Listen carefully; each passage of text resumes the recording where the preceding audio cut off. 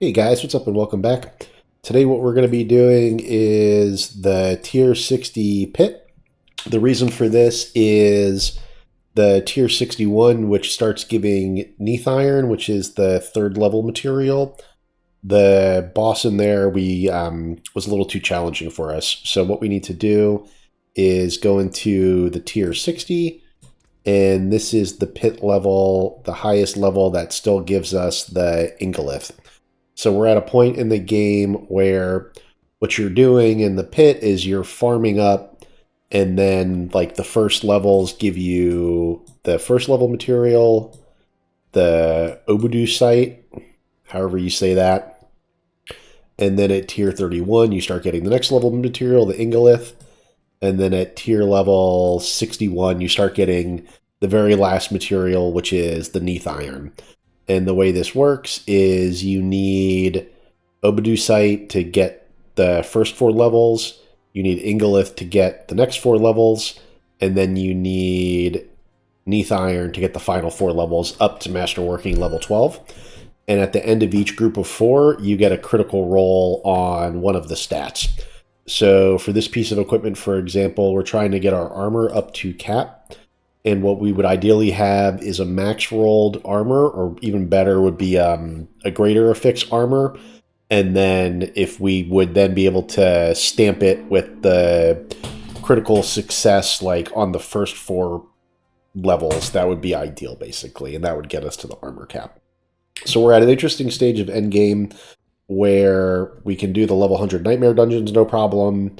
We're finishing up the Season Journey and the Iron Wolves quest. We only have the very last Season Journey cache to get, and then I think we have 2 more Iron Wolves caches to get, and then we're kind of finishing up getting... When we're in the Helltide, you get the gems that you need. All of the purple monsters drop a lot of gems, and in the Helltide, with a Profane Mind Cage doing the events, you get tons and tons of gem fragments. That's how you solve the gem fragment problem. And then from the caches is where, like the seasonal caches and the Iron Wolves caches, the Season Journey and the Iron Wolves quest is where you're getting a lot of your scattered prisms from, and then occasionally doing the boss fights. So the socketing isn't such a big deal, and now we're running into the gold problem. And basically in these high pit levels, when you're doing the upgrades with these materials, it is difficult to farm for these materials. So like, before we can reasonably farm for Neath Iron, we first need to get all of our equipment to Masterworking level 8, and then we're in the max roll, like, endgame variant of the build. So we got all the uniques, we got the Tuskhelm, the Tybalt's Will, the Yen's Blessing, and the Ramaladini's Magnum Opus. They're all 925s, and then it's really nice having the uniques, because then we have less pieces of equipment to focus on.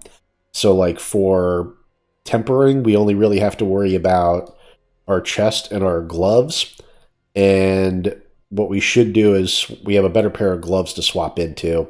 We kind of need to do that ASAP, and maybe we'll do that and show the masterworking process real quick.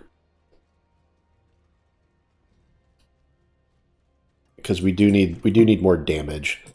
So the way I have my stash set up is I've got 2 dump tabs for if I'm in a hurry, like doing Helltide or something. And then weapons, armor, jewelry, and then uniques and items, where the items are mainly just the boss materials, right? We don't want those clogging up our consumables tab. So we keep 1 of each unique, we keep all the boss materials, and then we're trying to only keep things with either greater affixes or things that have like the good stat rolls on it. So like we've got a pair of gloves here somewhere that's got, yeah, this one's like a perfect pair of gloves. It's got attack speed, critical strike chance, and double swing ranks. And then what we need to do is we need to master work it. And if I look at the max roll build guide, it's basically ranks to concussion and damage to close is what they're recommending.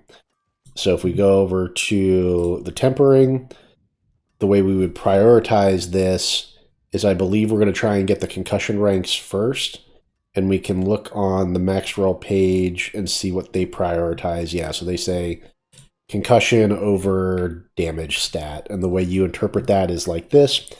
So we're I've got these links in the description of the video, by the way. So you just go to the Max Roll build guide page for Dust Devil Double Swing, and basically on the tempering, they've got concussion prioritized over damage. So they want plus ranks to double swing, critical strike chance, and attack speed, and then 2 tempers, concussion and damage, or additive damage. So what do we have? We've got a gauntlet, it's got attack speed, critical strike chance, and it's got a greater affix for double swing. So this is perfect, and now we need to temper it, and they're saying that concussion takes priority over damage. So we go into utility and barbarian control. It's going to be a 1 out of 4, and we've got 5 rerolls, basically. So the first roll of this is not going to consume a reroll, and the first roll of offensive is not going to consume a reroll. So we can basically put the first temper on, and then we can reroll either of these up to 5 times total across the 2. So like, let's first temper this with barbarian control. Okay, so we got stun duration. And then let's go over to offensive and pick what we want here, right? So this one is not relevant. That's like the damage weapon type. I like Berserking Finesse because all 3 of these are good, but now damage while Warcry is active is not actually active anymore. And then this is where you get all of the different damage types. So damage, damage to CC, damage to close, damage to distant. So this is also a 1 in 4 roll, which is why I like Berserking Finesse a little bit better.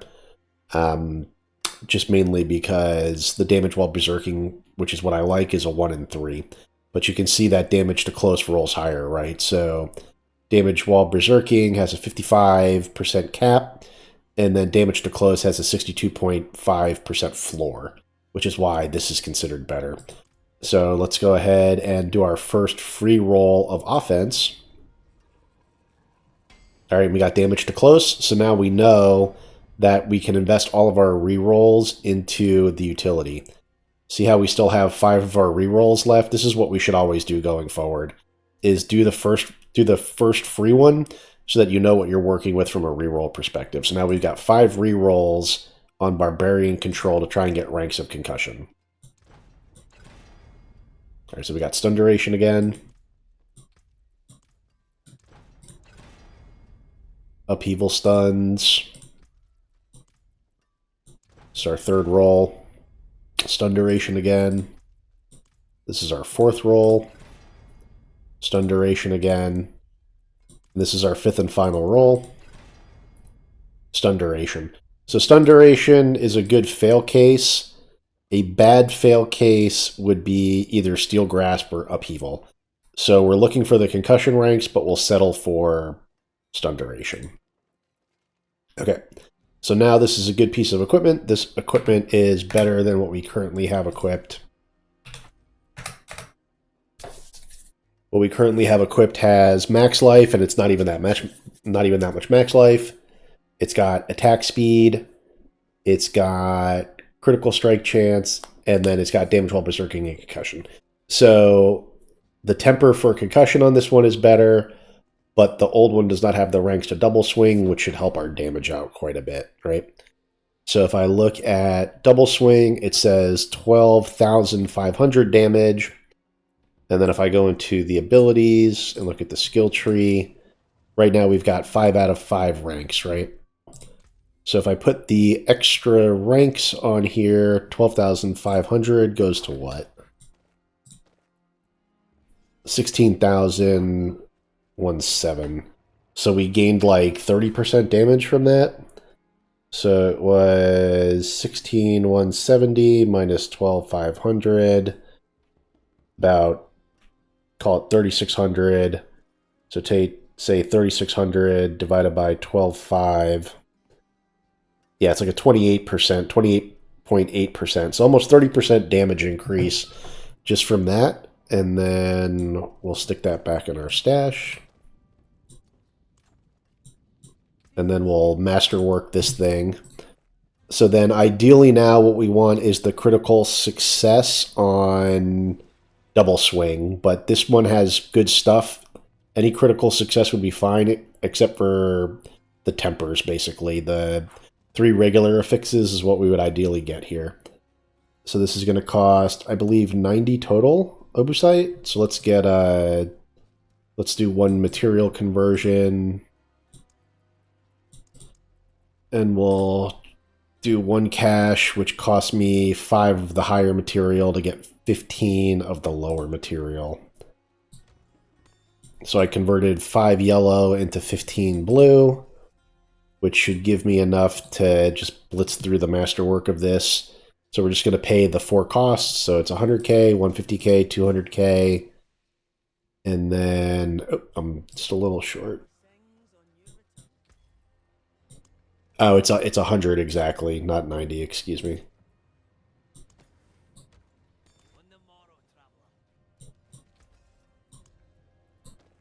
Okay, and this will give us our. This will give the animation plus the stat that's the success. You can skip this if you want. So it hit damage to close. So now damage to close has the blue text, which is like it's the equivalent of like magic. And if it hit a second time on rank 8, it would be yellow.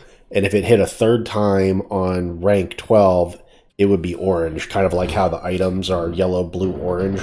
That's how they indicate that. But obviously the sweet spot is to have the greater affix that you want, and then to get the masterwork critical success on the greater affix, which would give us even more damage for that double swing and probably give us like another, I don't know, 5-10% damage or something like that, right?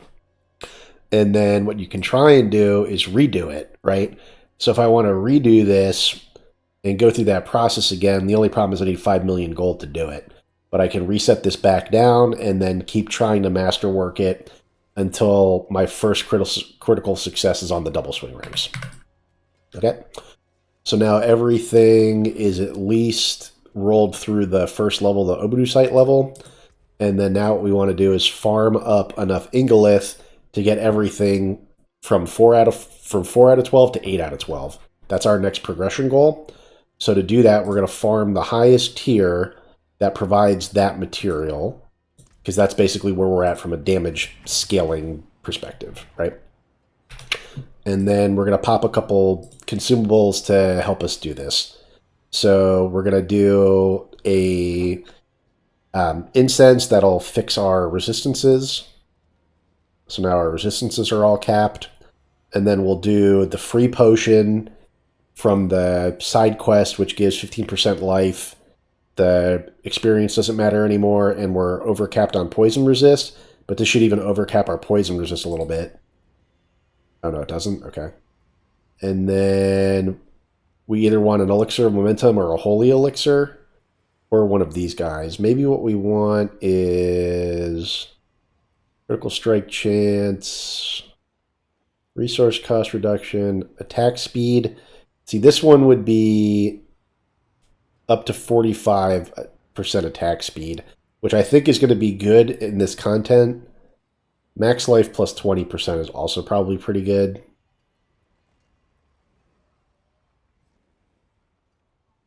The seasonal elixir just has more attack speed than that.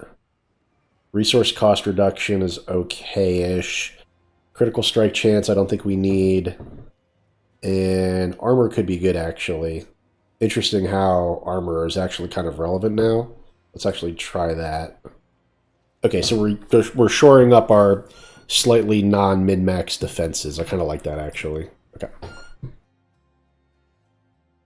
And we're using the extra potion that's kind of like cheating, but whatever. It's giving us more max life. So we use those 3 consumables to shore up our defenses a little bit.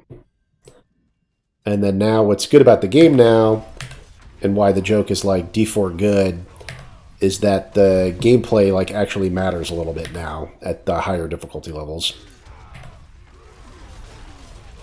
So we don't have to pick anything up, we just kill these monsters. And there's like good feedback now from the monsters at this level. It matters how we use our cooldowns when we engage the elites. All of our slots kind of matter quite a bit.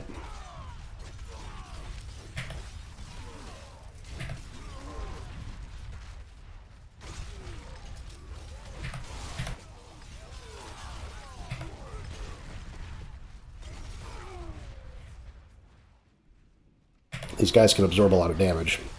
And they dish a lot too. So like the reason that the uniques are in the build is because the uniques have a lot of defensive properties to them.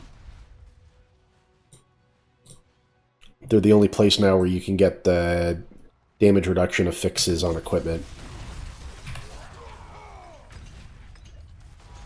So both the boots and the pants have damage reduction from close, and then the helmet's got the aggressive resistance ranks, which is giving more damage reduction while berserking.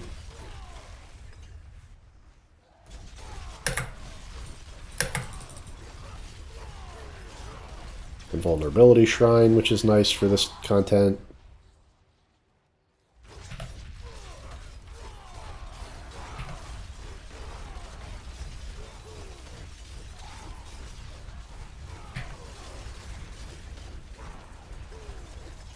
I could kind of hear that I wasn't berserking.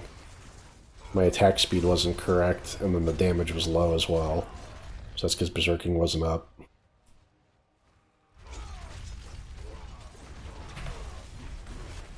Double Swing refreshes berserking, but the Brawling Skills initiates it. Either that or Wrath of the Berserker. But we no longer have War Cry to initiate berserking.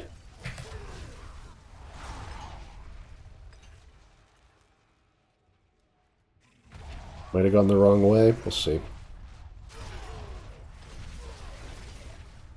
Okay, the dungeon's still going.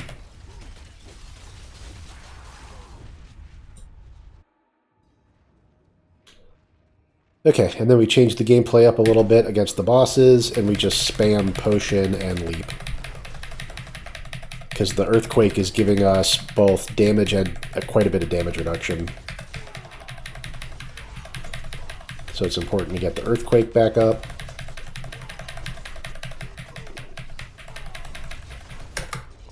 We need to pick the potions up.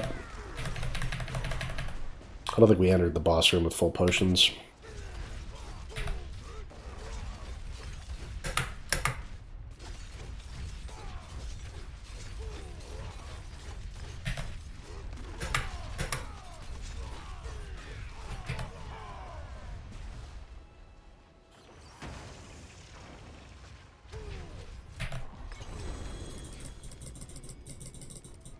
Okay. And that gives us a decent amount of Ingolith. It looks like almost 50.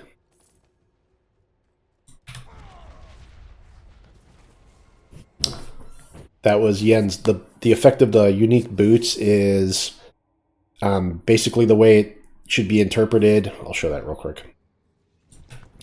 So the way the ability on these boots read, casting a skill has a 60% chance to cast a non-mobility, non-ultimate skill that is currently on cooldown. So the first most important thing is that, and I didn't even notice this, it needs to be on cooldown, which means we need to be hitting our rallying cry on cooldown for this to benefit. And then it says this effect can only occur once every 8 seconds. So basically it's like we hit rallying cry is on cooldown, and then one of our button presses is going to hit rallying cry again. And then while rallying cry is on cooldown, 8 seconds later, one of our button presses is going to give another rallying cry. So rallying cry with a 25-second cooldown, we can technically hit the button and then get 3 more rallying cries while it's coming off of cooldown. So that's a gameplay adjustment we need to make. We need to be throwing out the rallying cries just to keep it off of cooldown. Okay, that's interesting.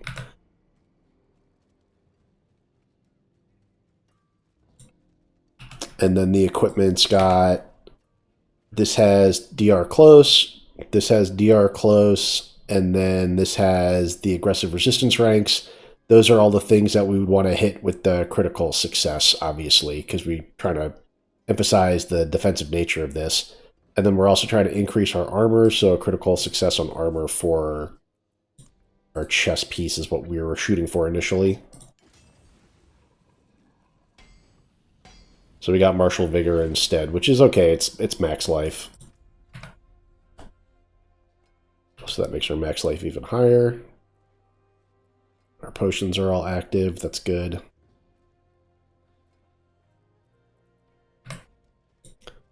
Okay, and then you walk your gear over to this guy here, and then you basically sell anything that doesn't have a greater affix.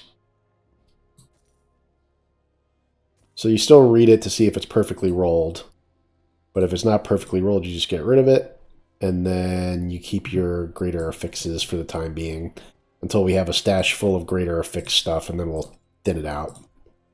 But for the most part, we either have stuff that's well rolled, like we could probably get rid of these helmets, but we've got stuff that's well rolled, and then we've got stuff with greater affixes on it. And then 2 empty stashes, our uniques, and our boss mats. And that's what we're working towards fixing up. And then what else? Stats and mats, we've got a ton of all the materials. You get a lot of that from the seasonal caches. Still working on getting all of our gems socketed and getting our resistances good. We're out of emeralds. We need, looks like 3 more royal emeralds, and we need 2 more royal rubies to round all that out. And then we need to be in the, we need to finish up the last season objective. So this is like the uber bosses. So like Echo of Lilith, final rank of Wolf's Honor, and then, yeah, Tormented Ondariel, Tormented Duriel. So it looks like we need to do 4 more things or 3 more things. Killing Lilith should be easy. We got 1 equipment all the way up, right? Yeah, Masterwork. Kill the Blood Maiden. Pit level 21, we did that. 5 glyphs to 15, we did that. World bosses are going to be easy.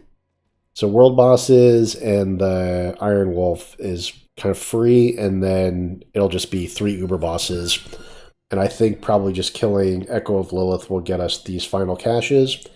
And then there's the 2 final caches for the Iron Wolf questline. And then other than that, we're just grinding all this stuff up to 8 out of 14. And then we need to be doing, like, our gold problem gets solved by doing whispers. So to enable whisper farming, that's when we would need to open the map up. So like when we get to the point when we're gold constrained, then we want to do all the strongholds and get all the waypoints so that we can farm the whispers efficiently, because each cache is like 4 to 6 million gold. So that's going to be the only way to solve our gold problem. And then we need to do the world bosses when they come up. And then we don't know what the Legion events give. We haven't even done a Legion event yet. But if we want to finish our... If we want to be a completionist for all of these things, we need to do the Legion event. We need to do some Helltide stuff and some PvP stuff. But for the PvP regions, the Fields of Hatred, we'll get that just by doing Whisper Collection. So like killing the Seething Abomination, we'll just run into their Bloodmarked and then do the Whisper events for the PvP arena, and that'll get us these as well. So basically just doing the Helltide and doing the Helltide events is where we want to be right now. We kind of want to avoid sitting there and fighting the Blood Maiden over and over again. That's kind of a trap. What we need to do is get this achievement for killing all the Helltide commanders. That's this one. So yeah, that's our update. That's where we're at. We're in the full endgame setup now on the max roll build guide, following it strictly. And those guys are basically geniuses, because when we are just upgrading, when we're customizing our own legendaries, we're not getting this kind of output out of the build. Like we didn't have enough damage reduction. We were getting killed by the bosses pretty quickly. And it's just having that sustain to sit there and face tank, right? So this aspect, Undying, when you cast a skill, you heal for 2% life, double this bonus below 50%. While we're just sitting there double swinging, imagine how often we're getting that 2% life heal. Now, there is one flaw in the max roll build guide, which is on their page, they don't have a source of Fortify. So on their Paragon board, they take cold condition. They kind of go like this and get cold conditioned. But if you don't, you have to have either Numbing Wrath or Warbringer. You have to. There's no other source of Fortify. So and we only have 2 defensive aspects right now. We've got one on chest and one on necklace, just like our Whirlwind and Hoda build. Because just like the Whirlwind and Hoda build, we're taking 2 slots with the Tusk Helm and Tybalt's Will for those that could be defensive slots, and we're using those slots instead. Now, the Tusk Helm makes up for it with aggressive resistance being a good defensive slot, and if we could get a greater affix and critical rolls on that, aggressive resistance is super powerful, okay? So that it makes up for that. And then Tybalt's Will is giving us that DR close, along with Yen's Blessing, so whatever. We need Tybalt's Will, I guess, for the Unstoppable effect, giving us Fury, because we don't have any Fury generation on our jewelry anymore, right? So the big adjustment is we go from having like Voracious Rage, Unrelenting Fury, and Bold Chieftains, right? So the shout synergies that give us vocalized empowerment, giving us Fury generation on shout. We actually drop that, and we drop that for the Earthquake synergy. So Bolcathos is giving us up to 38% damage reduction, and then Earthquake is giving us damage while in the quake. So basically, this one makes it so that Leap makes a quake, and the quake gives us 38% damage reduction. And this one, you ignore the ground stomp clause, and we're dealing 25% more damage while in the Earthquake. And then we've got Giant Strides, which is cooldown reduction for Leap, right? So the jewelry has gone from being about resource generation to now enabling our Leap strategy when we're boss fighting against these high-level bosses, which is why I think Echo of Lilith is going to be no problem now, because the adjustment to beat Echo of Lilith was to have dodge, charge, boots, and to utilize Leap, right? So this build utilizes Leap really well. What else is interesting? So on our equipment, we've just got the 3 Dust Devil aspects, so Fierce Winds, Devilish, and Windlasher. We're using this pole arm because it's got triple greater affix of what we want. Strength, max life, resource cost reduction. It's not tempered perfectly, but it's got the good Dust Devil size on it, actually. And then what we're going for is a one-hander and a two-hander with Dust Devil size, so that we can get this Dust Devil effect size up to 100%, and then use the 40% over here. So we want 140% Dust Devil size, or if it's like multiplicative with diminishing returns, whatever the Dust Devil max size ends up being, and then we get the 1% increased damage for that. So this thing is like 140% increased damage for Dust Devils. Ramaladini's is 0.4 times our Fury right now, which is 186. So 186 times 0.4 is what?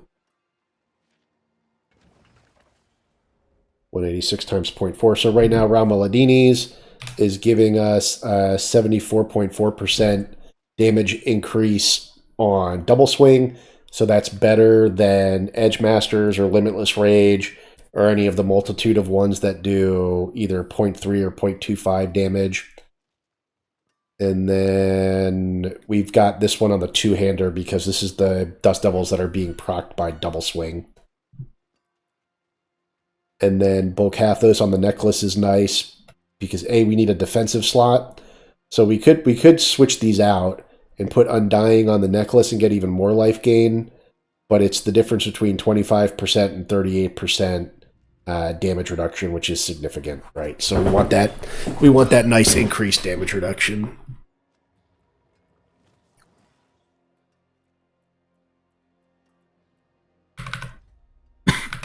And then the only other thing we can do, the very last thing we can do, is check if we have any improvements to this. So if we look at Undying, that's as good as it gets.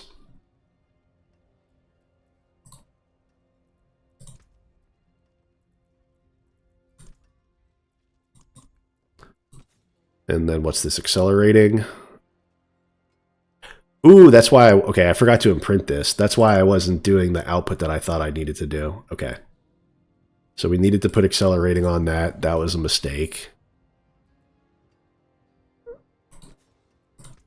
And then on our weapons, we can search for Dust Devils. So Fierce Winds, this isn't going to be any better. 38 versus 38. This one, Devilish. I believe this is already max rolled. It is. And then this one, which is Windlasher. That's already maxed out.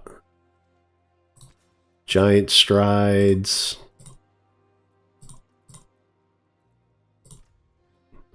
So this is going to go from 3.5 seconds to 5, so that's an upgrade.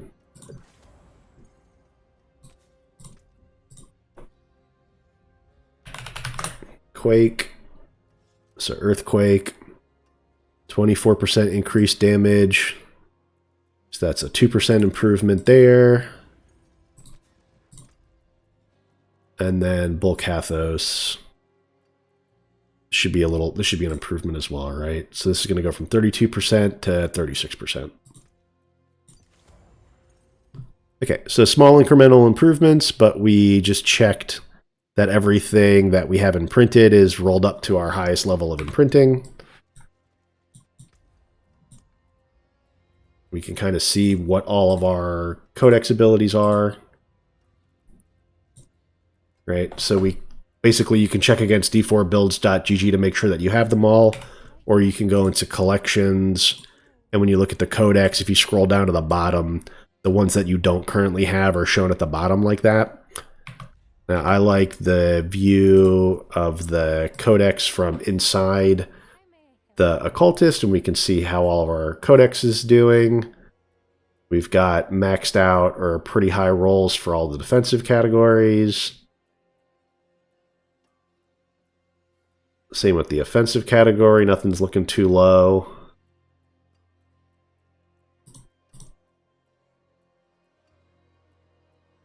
Resource, nothing's looking that low.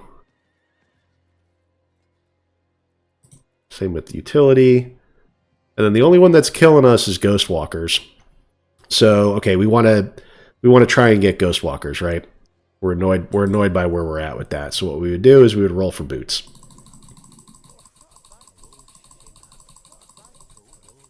So now we're back to like D3 style stuff here.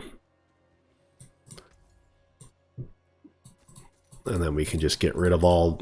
We're choosing to sell now. If we start running low on materials, we can go back to salvaging.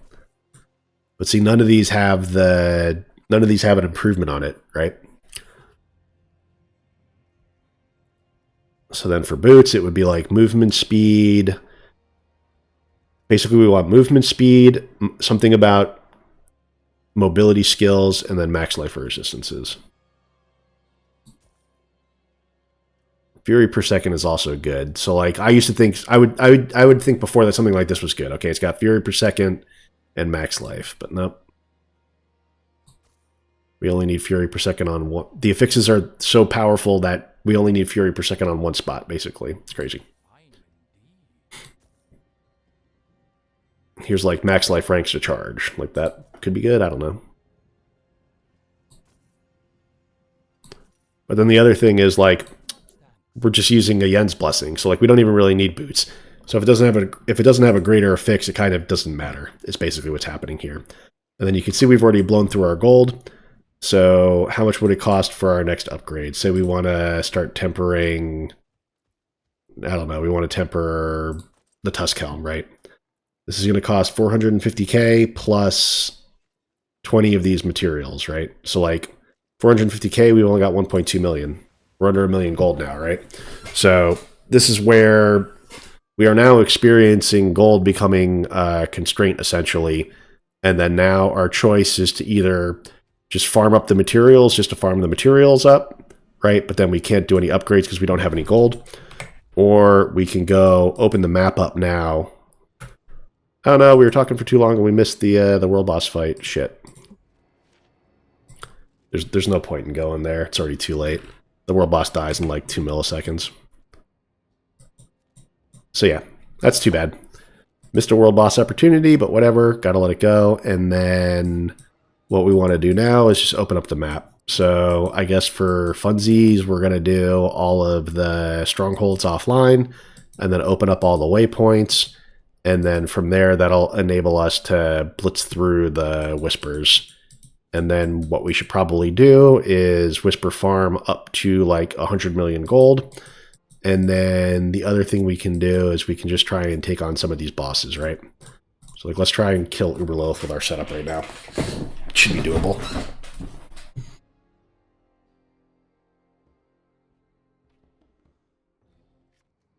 Because the question is like, okay, how powerful are we actually, right?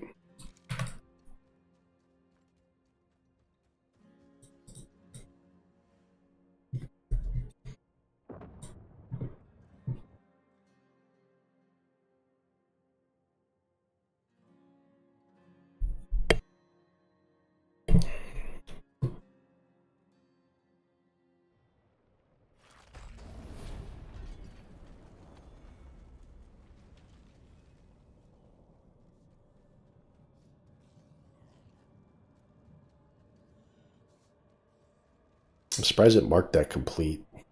Why would it do that? Oh, well, no time to think about it.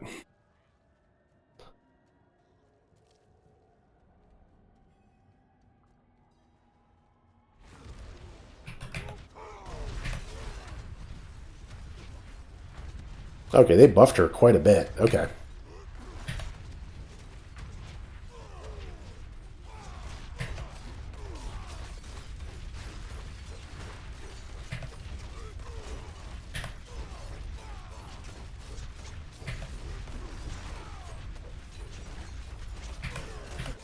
All right, so they buffed her health tremendously.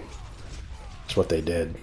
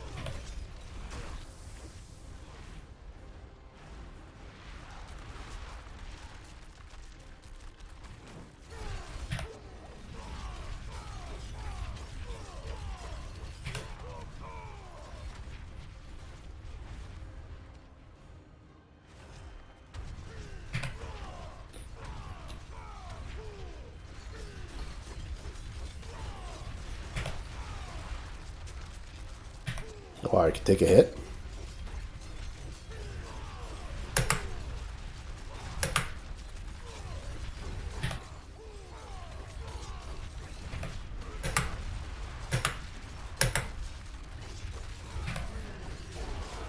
Okay, this fight is much better now.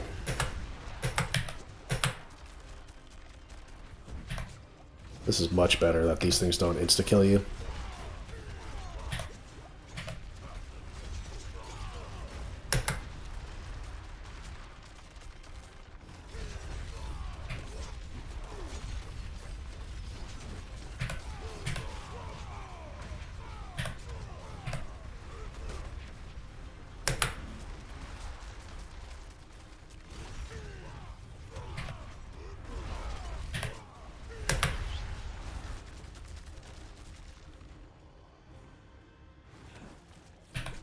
This fight is significantly improved. It's actually fair now.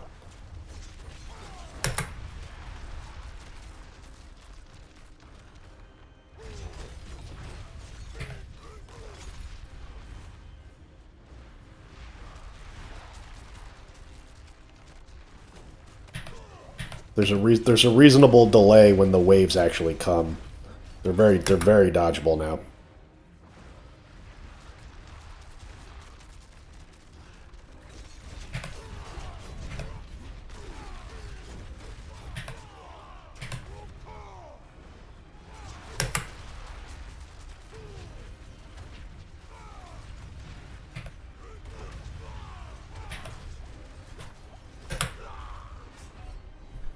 Okay. So that fight's pretty good, actually. We're not going to sit here and do that a bunch of times, but it's kind of scaled for It seems scaled for having a 12 out of 12 masterwork, or maybe at least 8 out of 8.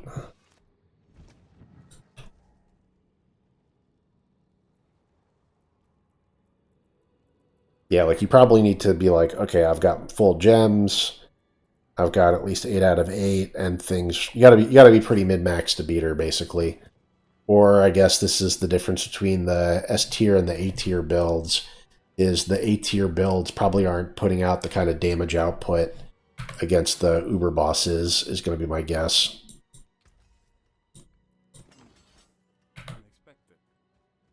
Okay, cool. So we got a lot of grinding ahead of us. We're just grinding up gear. And then once we grind our gear up comfortably and open up the map, our choice for endgame activity will basically be level 100 Nightmare Dungeon to finish leveling glyphs, or grinding through the pit to masterwork our gear, or open world farming for boss materials to do tormented versions of the bosses. And that will take us back into the Helltide, the world boss, and the Legion event, and doing the Whisper caches. Just like in our Eternal Realm build, we're now back to Endgame, like I've been discussing in all of my videos, except now Endgame also includes the pit. So it's the pit for masterworking, the Nightmare Dungeons for finishing the glyphs, and getting the material to open the pit. Essentially what we should do is just grit and bear it and grind through and get all of our glyphs to max level, and then just take our huge chunk of pit materials and then never go back into the Nightmare Dungeons again. Basically just grind through Nightmare Dungeons and be done with them. So that'll just leave us the pit for our dungeon fix, where the gameplay is actually much better against the monsters that actually put up a fight and give you positive feedback on how you're performing. And then just grinding materials, basically, that we need in the open world, which is typically going to be like gold or gems or boss materials or whatever. And we get that by going into Helltide, doing Whispers, doing the world boss, and doing the Legion events. So yeah, that's where we're at. We're basically donezo. The only other thing I would do at this point is post like a montage of tormented boss kills. But other than that, we basically reached the end of the journey here. We just have a couple of caches left, and then a couple of bosses to kill, and we'll have hit all the goals, and then we can take a nice long break and probably either take a month off and do a Sork, or just take the whole rest of the time off until the DLC comes out, probably, because season 4 is good, but season 5 might be panned or something. Like, they might not have enough content to actually build on top of this without the DLC. So we'll see how that goes. Anyway, all right, guys, thanks for watching. Take care. Have a good day.